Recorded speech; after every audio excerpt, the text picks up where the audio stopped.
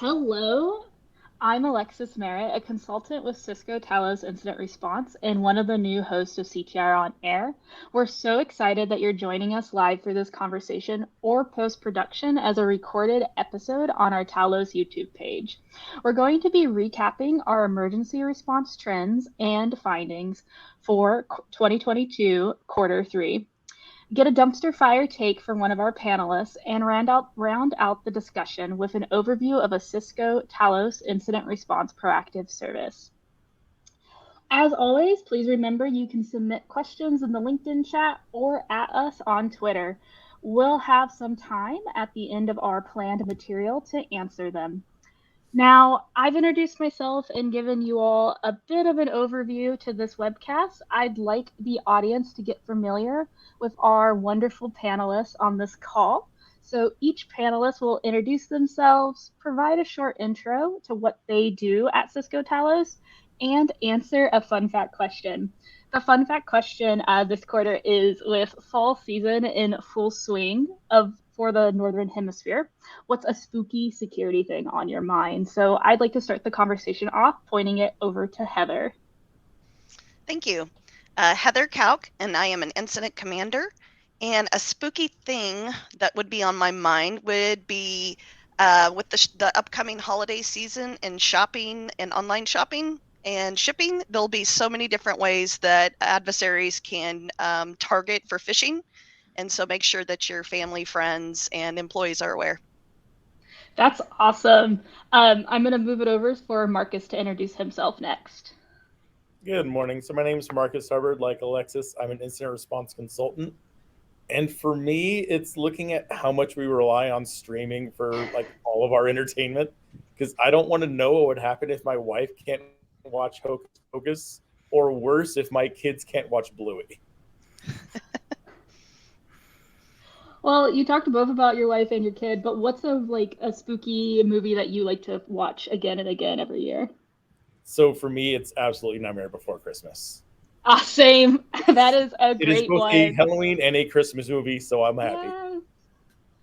Okay, moving right on through. Our last panelist to join us, Caitlin, can you please also give that overview on yourself too? Yeah, definitely. So I'm Caitlin. I'm the operations lead for Talos Threat Intelligence and Interdiction. And a spooky security thing on my mind is that my son is about to start crawling. So everything in my house has suddenly become extremely dangerous. I need to figure out how to protect him from all the things. Thank you for giving us that physical security take in the cyberspace too. I'm sure anyone tuning in / also, I think all of you on this call are also parents, except for me. So I'm sure they're shaking their head yes in agreement and saying, you're going to have a time right now. Yeah. So Caitlin, I wanted to kind of get started into doing a brief introduction to some of the top trend areas from the quarterly IR trends report for 2022 quarter three. So again, our audience, that's specifically going to be emergency cases worked between July and September of 2022. We're definitely going to open up our conversation with the greater panel to discuss these top trends in the report, as well as some other interesting things. But to kind of get us started here, could you provide us a brief overview of the purpose of that report? Yeah, so the report is really just a place for us to document and highlight trends that we've observed through our engagements within Cisco Talos Incident Response. And this quarter, the top 3 trends were education as the top targeted sector. Ransomware was the top threat, and the top initial vector was the use of valid credentials. Yes, thank you for that. Again, I'm sure for people who have tuned into previous quarters with us, we usually put the top weakness on the screen, but it was multi-factor authentication again, and we just kind of wanted to spruce it up with some other top trends that we've observing this quarter. So thank you again for that brief overview. Could you also expand a bit on how our Cisco secure customers continue to be protected by these anonymized findings from each quarter? Of course, very important to be protected. So our customers are protected by a lot of these threats mentioned in the report by using multi-factor authentication. So Cisco Duo is our MFA product. They also use endpoint detection and response solutions such as Cisco Secure Endpoint to detect malicious activity. And then they can also use Snort and ClamAV signatures to block many well-known pre-ransomware tools that attackers deploy this quarter, such as Mimikatz and Cobalt Strike. Thank you for that overview. I should have brought out one of my little Snorty stress balls, and we could have just thrown it up on the screen. Oh, wait, you have one? Yeah, I have a gold Snorty. I think we gave these out at Black Hat, I'm pretty sure. Yeah, gold and silver. And Cisco Live as well, so that's where I got mine. So kind of moving through here then, I'd like to move the conversation over to Heather, one of our incident commanders. So this quarter, pre-ransomware emergency response engagements have increased over threefold in our response engagements and were equivalent to post-ransom cases for this quarter. Do you have a perspective on why pre-ransomed where cases are starting to match pace with post-ransom cases? Yeah, I think cybersecurity experts are getting better at documenting the approaches and the methods that they're using to stage a ransomware attack. And I think not only are they getting better at documenting and sharing this information, but I think cyber professionals are doing better about paying attention, consuming this information, and really acting on it, being proactive. It's really kind of like the neighborhood watch mentality, right? Being aware of suspicious activity and then watching and monitoring for it. So yeah, that's kind of what I think is going on. Yeah, that's awesome. And then, of course, the follow-on loop of that, as we all know, is the adversaries will catch on, and then we'll be just kind of going into this entire game of cat and mouse over and over again. Yep.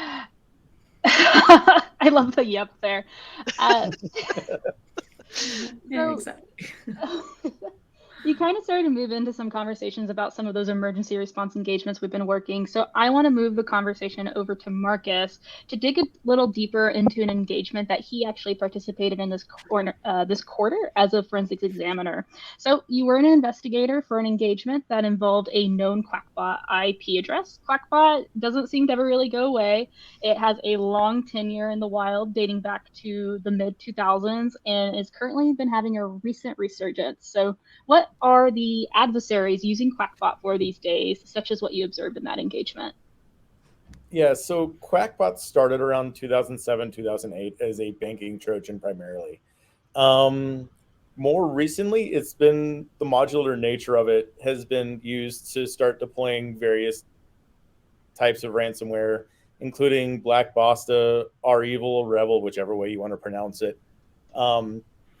One of the really interesting things about how it's getting implemented now is like a lot of times it's been used with phishing, but now rather than just sending out blanket phishing emails to everybody, they're really starting to hijack those old email threads to kind of give themselves more validity. And so that's how they're getting people to open that malicious document, enable those macros, and start the infection chain. Yeah, of course. Thank you for that oversight there. I guess you kind of brought up the email hijacking. Could you give us a reason on why you would believe that'd be more engaging for the adversary to get them to click on it? Yeah, so you're starting off with a level of trust. If it's an email address that either is or looks identical to one you've been working with in the past, you kind of let down your guard and you trust it a lot more. Awesome. Thank you. So, Caitlin, we're going to kind of skirt back over to you again on one of the other areas of those top trends. So, for the first time since Q4 of 2021, telecommunications was not the top targeted vertical. Leading the quarter was education. Could you expand on why adversaries may be moving their focus? Yeah, definitely. That was a really interesting trend this quarter. So back to school season is here. It's also a popular time for adversaries to target education organizations because students and teachers are returning to school. Administrations are putting in a lot of effort to gear up for the new school year. And those adversaries are going to then aim to disrupt those core services for the education sector, such as like financial aid and student loans, or just, a school district's entire network, and then no one can log on and like check their emails. Therefore, universities, education institutions, they're going to be more likely to pay a ransom so that they can return to normal operations as quickly as possible and get on with the beginning of this school year. So this really makes education a desirable target. And last year, this quarter, telecommunications was the top vertical, but the year before that, it was manufacturing. So we can't say for sure that the change in targeting was we can't say for sure what the reasoning is behind that, but we can assume that adversaries are increasing targeting against an industry that's really more desperate to regain control of their networks at this time of year. And this year that was education. So I'll be interested to see if this time next year the same thing happens. Yeah, Caitlin's about to flash her personal phone number on the screen. Adversaries, if you would like to send your attack calendars to me, please send them over so we can coordinate our vacations. Yes. So thank you again for that overview. And you kind of were hinting at it there too. Education, again, is also tied to a lot of public funding and also involves children and parents and other components of people's livelihood. So sometimes it also comes down to their security budget may not be as big as some of those private companies going forward in order to have a robust preventative program. Mm-hmm.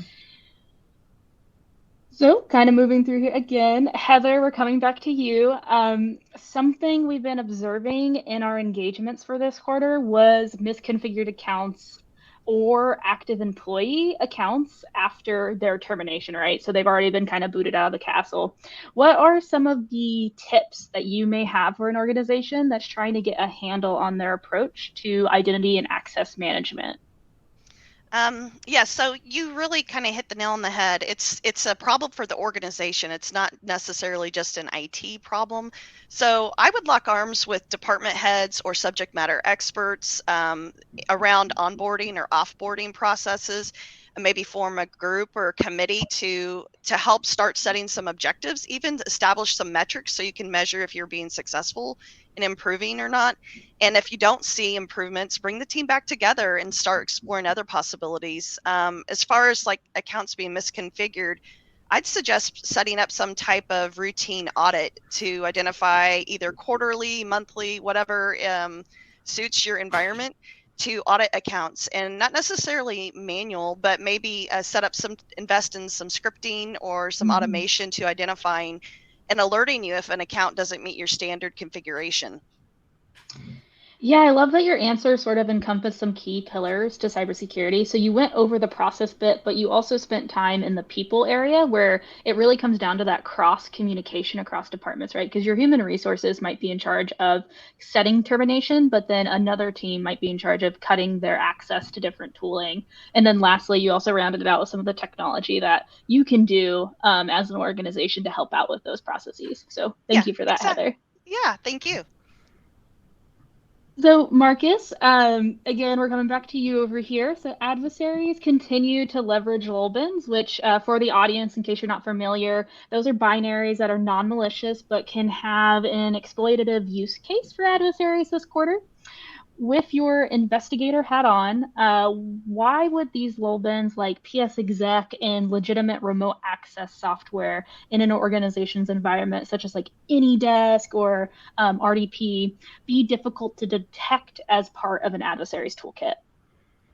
Yeah, living off the land binaries really make it tricky for us as investigators to identify what's legitimate traffic and what's not. Essentially, it makes you start looking for a needle in a stack of needles. So some clients that we've worked with are very good at locking down tools like PSExec, PowerShell, WMI, SSH on the Linux side, really limiting that to only the people who need it. And even better is only enabling that permission when it's needed, so just-in-time administration. Where it gets really difficult for us is when you have an organization that allows any and all of those tools to be used by anybody. So yeah. You have to manually validate what was legitimate, what was malicious. And really, if you're an organization that right now allows multiple tools to be used, lock it down to just what you really, really need. If you're using RDP, only allow RDP, don't allow any desk or anything like that. And make sure you're using good security controls to make sure that you can, one, track that usage and limit it to only people who need it. Stuff like geo blocking and other security controls like that can still be really useful. Don't allow RDP open to the world, for example.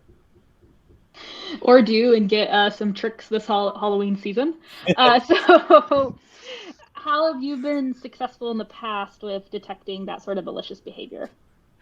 So really it comes down to logging.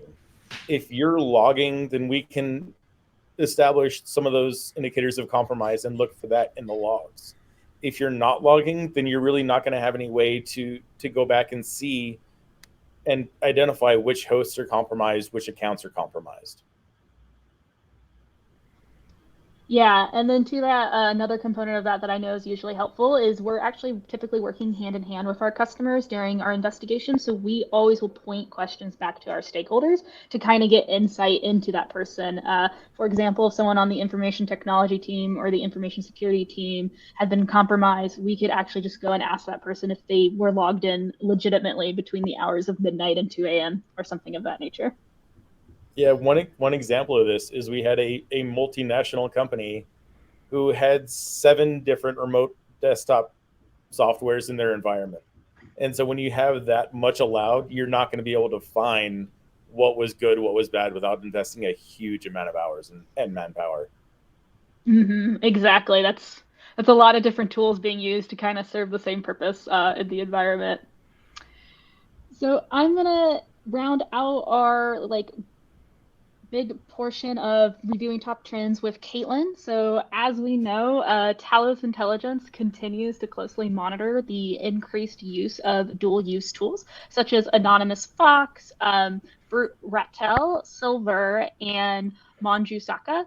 And then shameless blog post and discovery plug to the Talos threat researchers here. There's a write-up for Manjusaka, which was published in early August by the team up on our blog.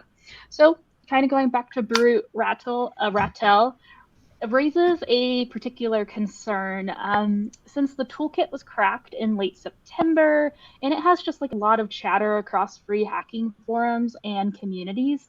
Would you be able to share with our audience your understanding of Brute Ratel and why we should remain diligent on observing its use in the wild and ensuring we're fortifying against any known indicators? Yeah, of course. So Brute Ratel is a legitimate red teaming tool, sort of like Cobalt Strike. But unlike Cobalt Strike, it's specifically designed to avoid detection and response. It's also not just a tool, it's an entire framework. So that means it contains everything in one place to generate a payload, the scripts to deploy it, the infrastructure to manage compromises, and that really lowers the barrier of entry for adversaries. So it's bringing more advanced capabilities to a broader range of actors. And since it was cracked in September, like you said, Alexis, it's now available to even more adversaries at no cost. So we're having lots of people have access to it. I also want to mention that as we see Brute Ratel being used more widely, we're also seeing more of this style of framework being used in the wild, like Manjusaka, and even more recently, Alchemist, another plug to one of our recent blog posts. So the overall concern for defenders like us and our audience is that the more widespread use of these frameworks becomes, the higher the chances are of an organization getting hit. But we can protect our networks and endpoints by staying on top of all of these new frameworks and all of the indicators of compromise and really fortifying against those IOCs. So. Yes, exactly. Yeah, exactly. I love when it's sometimes it's a question of if you've developed it, but have you asked yourself should you release it, right? Because you kind of alluded to how it is a legitimate red team framework to use, which is of course a part of preventative steps for us as on the good side here, but adversaries look at it and go, oh, we like that too. And now they've gained their access. So, or on a more widespread view. So Thank you again for kind of going through the top Talos trends with me all today, all of the panelists here. I'm now going to be moving into our next segment, which is going to be Heather's Dumpster Fire. This segment is dedicated to highlighting an incident commander's opinion on something in the industry that they have a strong perspective on. Heather decided to give it a Cyber Awareness Month spin on it. So, Heather, I'm going to hand it over to you. Thank you, Alexis. So October being Cyber Awareness Month, everyone always associates this with cyber awareness training for end users. We shouldn't lose sight on the opportunity to train ourselves. It's not solely for end users. We need to invest in ourselves too, and there's always opportunity to sharpen our skill sets, our knowledge, and our methods. Spend intentional time every week or every day, whatever works for you, filling yourself with information, and you're worth it. And this is going to give you an edge against your adversary when you're facing incidents. So investing in yourself doesn't necessarily mean you have to follow every current cyber event that's out in the news stream or memorize every known IOC.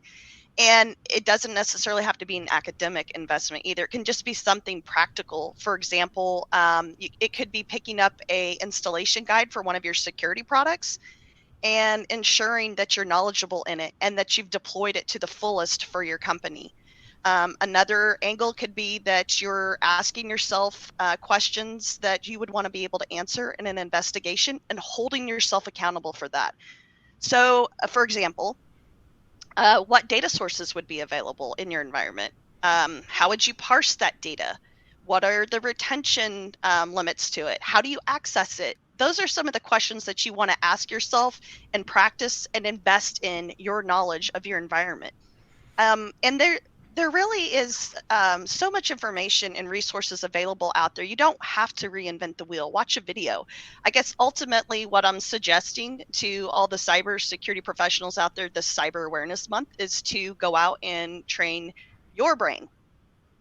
And that's really my angle. Yes, invest in yourself. It is a big, vast field, and continuous investment in your own education and your own understanding is so important. As well as to your point of just like listening to others, right? Tools, environments, operating systems should have never been created in the first place where one single user was capable of taking it down. So thank you, Heather, for kind of giving us a deep dive into that topic. Sure. We're now moving into our last segment. This is an opportunity to learn more about the type of work that Cisco Talos Incident Response does for customers outside of that emergency response engagements. So I'm going to hand the mic over to Marcus so he can provide the audience an overview of one of our proactive services, and that's going to be our tabletop exercise service. Awesome. Thank you, Alexis. So tabletops are my absolute favorite proactive service that we deliver, and not just because I get to be evil when I design the scenarios.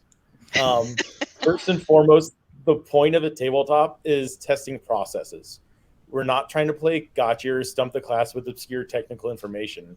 We're trying to see where you're at so that we can make good recommendations based on your maturity level and your organizational realities. If you're running a two-person security team, we're not going to make recommendations that your team acts as a 24/7 SOC. It's just not realistic. So we develop the scenarios and draft and tailor our recommendations really based on what's going on in your environment and what your situation is. So while tabletops primarily focus on the processes in place, we do have to look at the considerations that have to be made for your security stack. One of the big challenges is making sure that your processes link up well with your security posture. We don't want to see situations where an organization has this amazing security stack, but then doesn't know what to do when an alert for X, Y, or Z comes in. It's about making sure that those two sides of the coin make sense together. We will always have to make concessions for the scenario to play out. So it's like if you have an EDR in all of your workstations, we just kind of have to accept that in this scenario, the EDR didn't catch the malware, or that your email protections didn't catch the phishing attempts. This can get a little difficult with very mature organizations to get the participants in the tabletop to accept that there are going to be those realities that things didn't work the way you're expecting. It can be really challenging when you're sold something and saying, hey, this will stop 100% of malware attachments. This goes back to the idea that we're not trying to make anyone or anything look bad. We just have to make those concessions in order to have a good scenario. For organizations that haven't gone through a tabletop recently or at all, I always recommend that they start off with what we call the traditional format. So this is very similar to a lot of older style scroller games where it's very linear. You have your obstacles on the way, but you don't really go backward or deviate from the developer's path. Now, that's not to say that these are simplistic or dumbed down. They just follow a pre-established narrative. So we present you with a scenario, we discuss it, and then we start going into injects. We work our way through the entire incident response lifecycle from detection and analysis, containment, eradication and recovery, and post-incident activities. And along the way, we're having those good discussions and questions. Normally, it starts off with something relatively benign, starts getting worse, gets really bad, and then it gets resolved. Sometimes we're a little bit evil, and when you think you're almost through, we hit you with something else. But the course of the simulated attack doesn't change from what we've designed. So when it comes to handling incidents in the real world, things don't always go cleanly from one phase to the next until you're done. You sometimes have to jump back a few phases as more information comes to light or as the situation changes. We wanted to have more complicated scenarios where this reality is reflected. So we came up with gamified scenarios. Similar to D&D, we have incorporated dice rolls into the mix. So let's say you're attempting to block totally not malware.exe and you roll a 3. And congrats. Instead of blocking totally not malware, you accidentally block, explore. How do you recover from this? Let's say you're analyzing network traffic to find C2 and you roll a 10. Maybe you found one of the C2 channels, but not the second one. What's your next step? How confident are you that you've captured everything?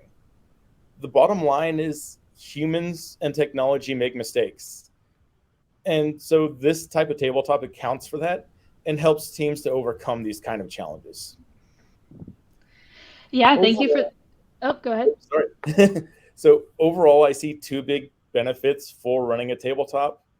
One is the experience of actually going through a tabletop with your team, so improving the human side of incident response. This can take the form of teams knowing how other teams interact and communicate, helping team members understand the incident response plan and the expectations, or reinforcing changes to plans and policies. Just a lot of stuff that you're not going to get a good retention from of just reading the documents. So team dynamics are one of the most interesting things for me personally when we're doing a tabletop. Most of the time, teams are professional and have very well-defined roles and responsibilities. They talk to each other respectfully, and they have that shared interest in mind of getting better. Sometimes that's not always the case. There have been shouting matches. People have stormed out of conference rooms. I've been called a lot of expletives for turning someone's satellite into a spinning brick. So while it's not good to have these situations arise, it's a lot better to have them happen when you're in a tabletop scenario than a real world alert. That way you have time to work on those human issues rather than having it creep up during a live incident. The second side is finding those gaps in your processes and procedures. So you might have a great strategy for storing your backups off-site, but when's the last time you actually tested it? Do you know that that restoration is going to work? What's the approval process for fully segmenting your organization from the internet? There's a lot of times when a concept is covered in your incident response plan, but in practice, it's just not mature enough to really be useful. And the benefits of the tabletop can go far beyond just the participants. Getting the recommendations from an external party can sometimes be that little bit extra you need to get that C-suite to fund that big architecture change you've been looking at for 3 years. Maybe you'll finally get your boss to come up with a plan on manning. So when you have that long-running incident, you're not working 20 hours a day for 2 weeks, because who doesn't love doing that? There are always going to be gaps in any plan. Tabletops help to not just identify those gaps, but they can help a team overcome newly discovered gaps in real time. So ultimately for me, tabletops are one of the best ways for organizations to make sure that they're ready to respond and recover from incidents. That's it. Okay. Yeah, no worries. Thank you so much for that excellent overview of the tabletop exercise service. I'm sure Marcus kind of felt in the hot seat since he works closely with me on that service maintenance over program. So to wrap us up, we're going to move into our open Q&A. I'd like to see if we have any audience or any questions from audience coming in for our panelists.